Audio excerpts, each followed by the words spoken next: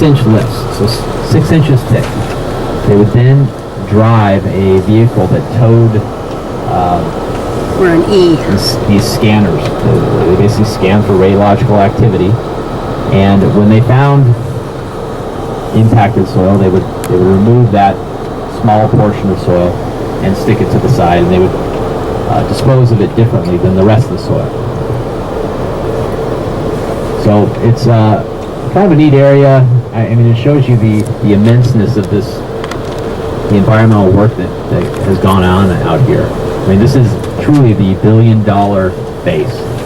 And right now we spent around a little bit more than $800 million on the environmental work on the base, and we still have approximately $200 million to go. So truly a billion-dollar base, and here's just another example of why it's so expensive. I mean, you have to excavate and spread everything out in 6-inch lifts before you can then remove it and dispose of the soil. A couple questions up here. I see your hand.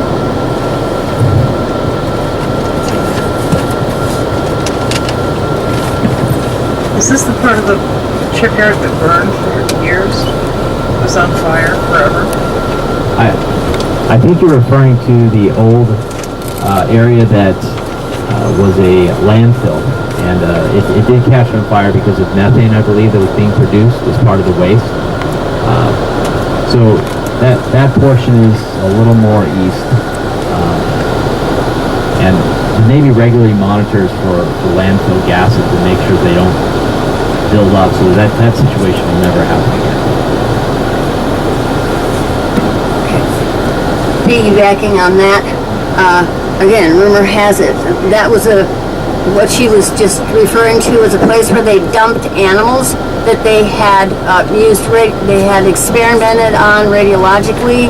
Is that true, to your knowledge? Yeah, to my knowledge, I don't have knowledge of them dumping animals out there. I don't know. Okay. Second question. You're talking about the pads. I'm having a great deal of difficulty seeing those. Are they off in the distance, very far? No, they're right next to the bus here. She was asking where the pads were located. She I can't visually. They're kind of hard to see because it's just basically a flat area that's immediately adjacent to the bus. Kind of a little bit behind you is one of them, and it's surrounded by a concrete berm, so that when soil was in here, if it did rain, the rainwater was collected and not allowed to get outside of the pad. What are the marks of? What are the demarcations of it? Right across Squares. the little squares, like a little parking lot. Small squares. They're big.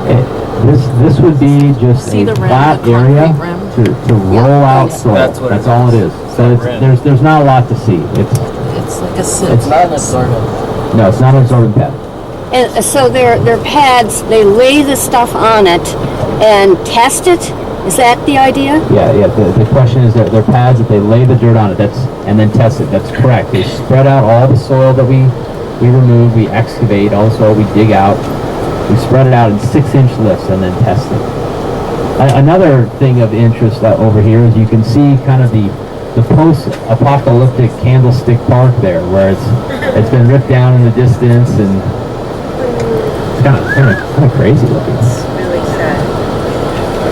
Is that the There hills? was a question behind you first. It's the Candlestick Stadium right there. Can you tell us anything about the 50-gallon drums sitting I on don't the see a things there stadium. also? Well, it's completely torn down. That's what I only see. Okay, you want to know about the 50-gallon drums as well as the Right dumpster. over here. And, there still are regular environmental here could be activities out anything. there, and we produce waste. We have small amounts of soil that need to be There's a lot disposed of, stuff in the small amounts distance, of and you groundwater can do that need to be one little disposed of, demarcation. and Yeah, regularly it's like they're a half stored in metal 50-gallon drums before disposal. A half metal rim. It's my understanding those are going to be removed from the site in the next 2 Half months. metal rim. Similarly, this the dumpster top here structure of the may top half of contain the a little bit of Candlestick soil. Stadium. I don't know off the top of my head if that has soil I in see it right it. now or not, but that's I similar to see a it. dumpster that would be staged and then Sticking up in later the air. properly disposed of. Thanks. Hey, we had one right here in the end. I've got two questions. One is, are you still using these pads? And the second is, who's actually doing the work? Does the Navy have contractors, or are there third-party vendors and stuff like that? Yeah, it's absolutely. Right at this moment, these pads are not being in use, but they're still being preserved because we expect to use them in the future. We have many contractors working on the site, probably a dozen or so right now, and that those contractors change as new contracts happen and the old ones are closed out. We had another question right here. Yeah, it was, Where is the radiological waste disposed to? What location of it disposed The question is, where is the radiologically, it's really radiologically impacted soil in general, and a majority of it is taken outside of the state. California doesn't allow disposal of any radiologically impacted soil within the state, so the majority of it is taken out of the state. Utah is our primary location. There's special landfills there. As we said earlier, it's very low levels of radium that we find in this, and so they're happy to take it over there. They send it to us. You say you're keeping these pads, because you plan on using them in the future. What do you plan on using them for? What kinds of contaminants, and where is that coming from? Catherine, you know off the top of your head where we're going to be using it next? Okay, so most likely the next project that we have upcoming where we will be utilizing these is that we still do have some remaining sewer and sanitary storm drains remaining here in parcel E that still need to be removed. We did just remove these ones. You can see now where we had a swale. These were the last storm drains we just removed, and then we're moving this way. So when we remove those storm drains, all the soil that's surrounding them has to come out here to be processed and screened. So that will probably be happening. We're looking to award that project before the end of this year, and the field work will probably begin in spring of next year.